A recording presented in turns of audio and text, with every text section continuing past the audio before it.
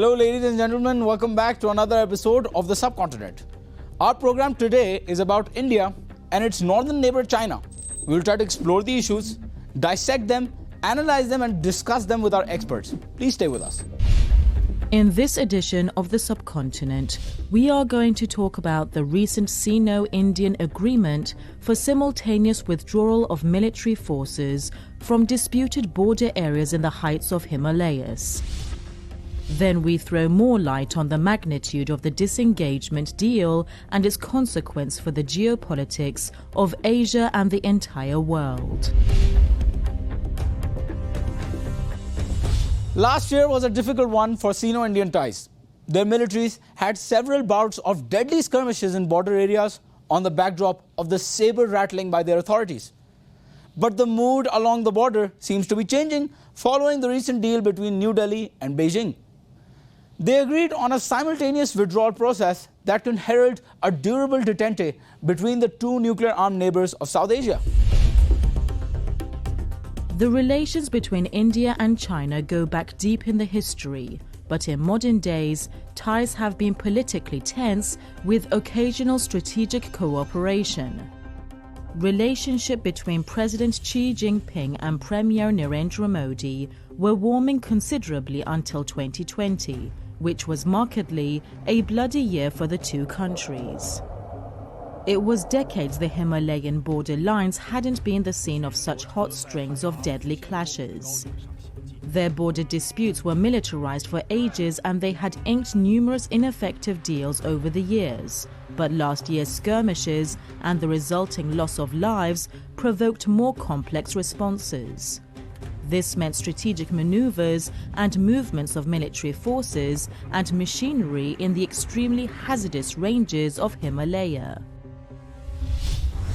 If you look at this disengagement, and let's assume there is a peaceful, stable control of the border area, that will be in the benefit of both the Chinese side and the Indian side, as well as the regional countries. Probably Pakistan and other countries will potentially benefit from a stable relationship between Beijing and New Delhi. Of course, there are other countries who probably don't like to see the stable management of this border area. For example, Washington. We know their big strategy or geopolitical calculation is to use India as a tool against China. If there's no problem, if there's a good and a stable relationship that is to be established between Beijing and New Delhi, and then Washington will find it hard probably to make good use of New Delhi against Beijing. Perhaps this was when they came to realize for war in such altitudes, they need to update each other's maps of border lines before further actions. To be able to accuse each other of crossing the line, they had to match their understanding of the line. The recent agreement for simultaneous disengagement basically means India and China decided that it is best they pull out their troops from the contentious regions until they find ways to better comprehend the realities on the ground. Historically, better interaction has built more bridges than walls. China does not to have India as an enemy or as a potential rival. China would love to resolve the disputes with India. China would love to put the relationship back on track and then, boost the bilateral exchanges and have a better understanding and diffuse all the tensions between the two countries. In that way, China would love to see a more peaceful and stable neighborhood. That will strengthen the Chinese interests. That will be in the interest of the Chinese strategic consideration, let's say. India and China have long-lasting conflicts in the heights of the Himalayas. Almost all of them over their territorial claims along the border. Their different delineations of the border areas and understanding of border lines have even further obscured the situation in the foggy mountain ranges. In some places, the patrolling forces simply don't know the protocol for response upon confronting the other country's forces.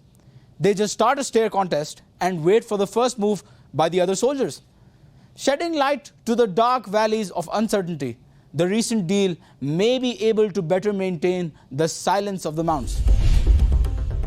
The root cause of India-China border disputes is the definition of the demarcation line, an imprecise 3,500-kilometer line that spans through rivers, lakes and snowcaps along the frontier means the line can shift across the landscapes, and confrontation sparks at points where patrolling soldiers come face to face.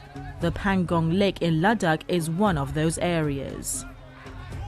This new deal is different because it explicitly acknowledges that a grey area or no man's land has existed between the two countries' conflicting definitions of the line of actual control LAC. Moreover, it formally changed the status of this area to a buffer zone. Before the designation of a buffer zone, both Chinese and Indian forces had frequent patrols in the disputed areas, while waving placards that reiterated their claim over the territory, asking each other to withdraw. Now, neither side will enter it till the misunderstandings are cleared through talks. According to the accord, Chinese troops have started clearing the north bank of the Pangong Lake, while the disengagement is still ongoing by both sides on some parts of the north and south banks.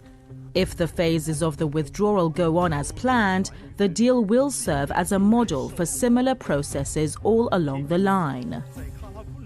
It's really up to not only to the Chinese side, but also to the Indian side to see if they have this wisdom and determination to maintain a stable control of their dispute over the border issue. But one thing we can say that is, I guess neither side want to have the dispute somehow to monopolize their relationship, to define this bilateral relationship, or to become the top agenda between the two countries. Many experts have predicted that by mid-21st century, Asia will outstrip the West and reclaim its place as the world's dominant economic force. For such a scenario to ever happen, these two Asian economic and political powerhouses should grow increasingly closer. The recent deal for simultaneous disengagement by India and China in the heights of the Himalayas is among the first pieces of the domino. The recent disengagement deal has created a de facto no-clash belt that is definitely distinct from a de jure border line. This has the potential to finally bring the lasting peace that both have been seeking ever since they signed the Agreement on the Maintenance of Peace and Tranquility in 1993. The full story of how such historic breakthrough was accomplished is not available now. Maybe decades later, if ever, the official documents get declassified, but the magnitude of this achievement is undeniable. Not driven or reinforced by any overt intervention of populist politicians, the agreement emerged almost entirely out of intense but effective interaction between the military commands of the two countries. Through creating a buffer zone around Pangong, the military commands of India and China managed to take the first essential step to provide the appropriate ground and discourse for the settlement of this 7-decade-long problem based on a new concept of an international border. It's really about the long-term China and India relationship here. It's not only about this border disputes. I believe the two sides will continue to talk to each other about the border disputes over there. Remember one fact, China has 14 countries, bordering 14 countries on the land, and then 12 of them have resolved the border issues with China. The only two remaining basically is India and Bhutan. Bhutan, which is under control of India. So basically there's only one country, that's India. So the Chinese side would say, there is a lack of flexibility on the Indian side. Of course, there are probably, Indian allegations about the Chinese side. But anyway, I think both sides understand that their relationship should not be defined by the border disputes. Because for both sides, their priority is really the development of the economy and the welfare of their people. And that's, much more important than a piece of barren land in the Himalaya along this high plateau over there. Although the problems between India and China are not limited to the border issues, the mere existence of a functioning de-escalation process and an ongoing interaction have promising prospects for a continental peace, on top of the drastic consequences for the domestic and foreign politics of the two countries. Cordial relations between India and China can change the dynamics of ties in the region and the globe simultaneously. For starters, Pakistan feels the need to readjust its India strategy accordingly, while China gains even more leverage against the already benign policy of the Biden administration. India and China are two old neighboring empires that together account for nearly 40% of the total population of the Earth. Anything in this world that involves the lives of so many people has spiraling repercussions for all the international society. When there were clashes at the border and trade wars in the market, Beijing and New Delhi had reasons to justify failures and silence the critics. Now, with relative calm in the Himalayas, the internal opposition has more room to grow. The agreement has myriads of different advantages and perhaps disadvantages, particularly for countries with more direct connections. Following the disengagement deal, Pakistan also moved to reach a ceasefire with India over somehow similar border issues. I think, let's say a trustful and a stable relationship between New Delhi and Beijing that will ultimately help resolve the tension or the problems over Kashmir and the relationship between Pakistan and India. Of course, from India's point of view, they would see, China is behind Pakistan against India. But as I said, for China would love to see Pakistan and India resolve their disputes, historical issues over Kashmir and other issues, the lack of trust between the two countries. What's the point of fighting against each other? Because neither Pakistan and India would benefit from a bad relationship between the two countries. I don't think India wants to have a very tense relationship or very tense flashpoints, not only with China but also with Pakistan. For China would love to see its disputes with India to be resolved, and also would love to see the disputes between Pakistan and India to be resolved very soon. China would love to play a role. I know India does not welcome a third country to play any role between its relationship with another country, but still, China at least can encourage Pakistan to be brave and to reach an agreement, a rapprochement with India. In that sense, everybody benefits from that kind of situation. In addition, more nuanced and less harsh China policies by the Biden administration means India has to rely on itself to contain a Beijing who now enjoys greater leeway. Washington would not love to see an improved relationship between New Delhi and Beijing, including this engagement. I would say probably that's the reaction from Washington. But of course, diplomatically, they would welcome such an disengagement. But strategically, I don't think people welcome that kind of development. But also, I think in New Delhi, they have a tradition of non-alliance in their policy making. They have they cherish their independent foreign policy very much. So they would love to have a relationship based on their own interests, in terms of relationship with Beijing, in terms of relationship with Washington or Moscow or with any other countries. So for India, for their national interests, they would love to have a stable relationship with China. They would welcome more foreign investment from either Beijing or Moscow or Washington, because that serves the national interests of India.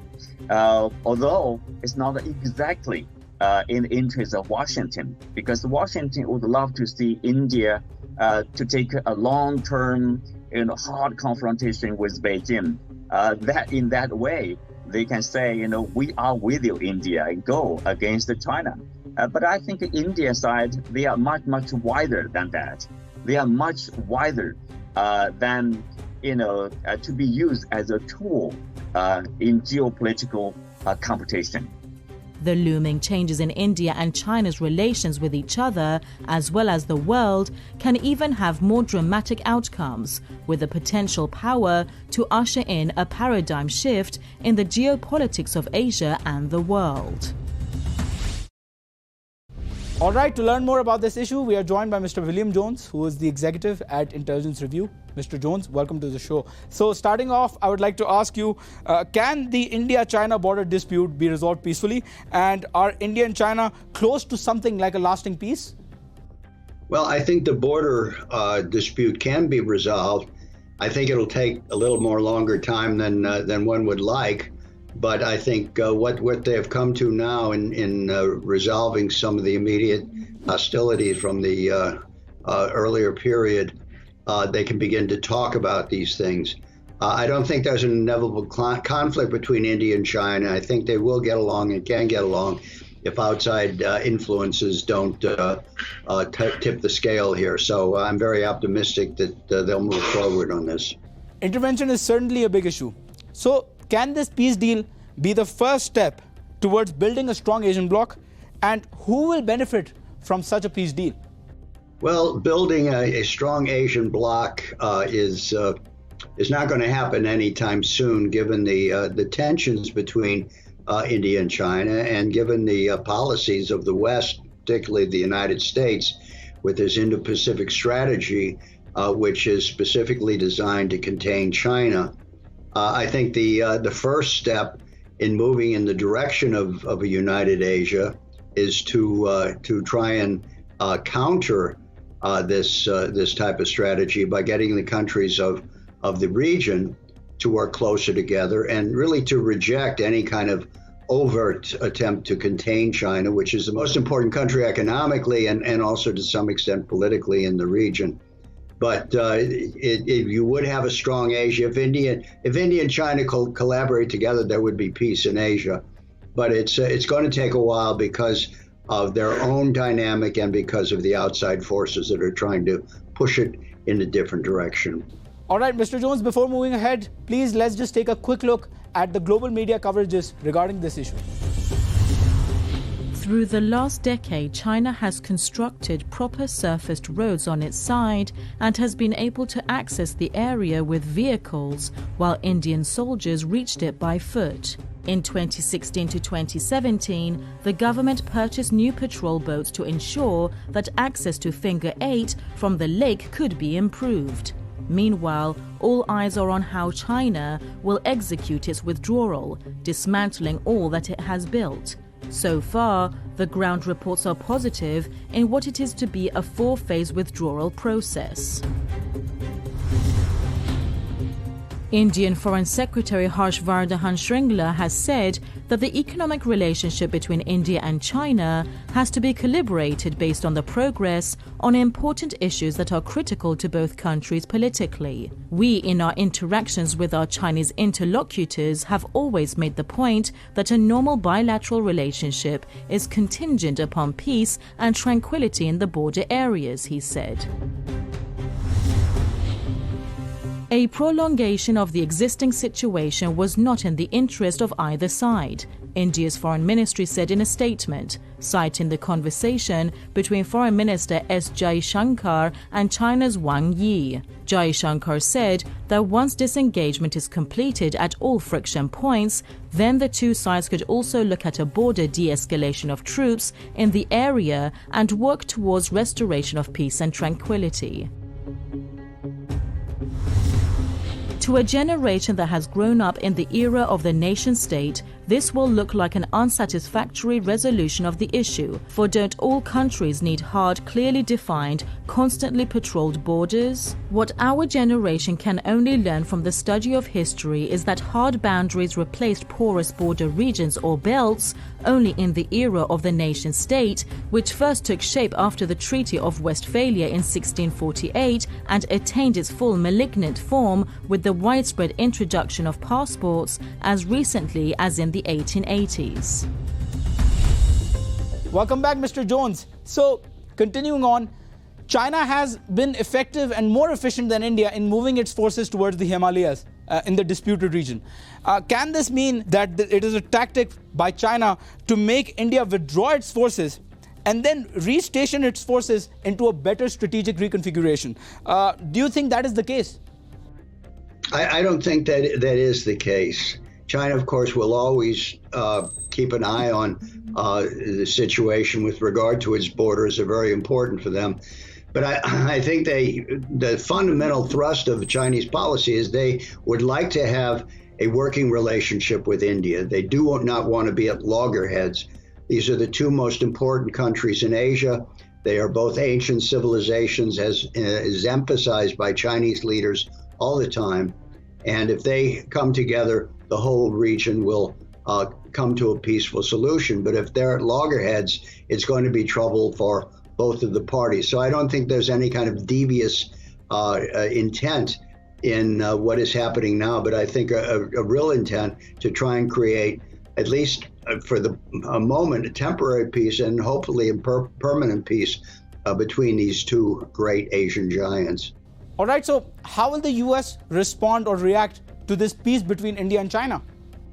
Well, if India gets close to China in terms of politically or even militarily, the U.S. would probably do everything to sabotage that. I don't think the U.S. really wants a conflict between India and China, but they do want India as a party in an overall plan to contain China. And but I think if India, for its own reasons and in its own interest, decides that it does not want to be a part of anything that looks like a military pact or even a political pact aimed against China, I think the United States will accept that, even though they would not be very happy about it. But I think if it gets too close, there'll be an attempt to sabotage, because there is a full court press at the present moment to try and bring India on board this Quad arrangement, which some people in Washington, I think, see this as a possible buildup of an Asian NATO. I don't think that'd be acceptable by India, and at a certain point, I think they're going to have to just say no to it. All right, this marks the end of this session. Thank you, Mr. Jones, for being with us. Viewers, let's take a quick look at the social media coverages in this regard. Snehesh Alex Phillip on his Twitter said, Army chief says China realized its habit of creeping forward and achieving goal without firing a shot or suffering casualties will not work with India. Says disengagement is win-win for both countries. Adds India does not want unsettled borders.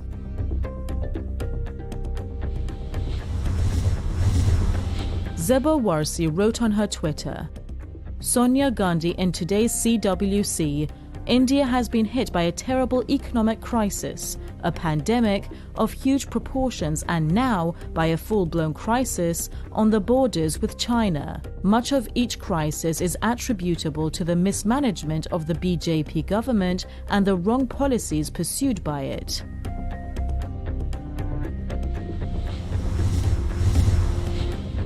Tony Ashai posted on his Twitter, this video shows how sensitive Kashmir issue is. Kashmir borders with India, Pakistan and China, all three nuclear-capable countries. In the middle of this lies the future of 12 million poor Kashmiris who have no voice. One miscalculation and we have a nuclear holocaust.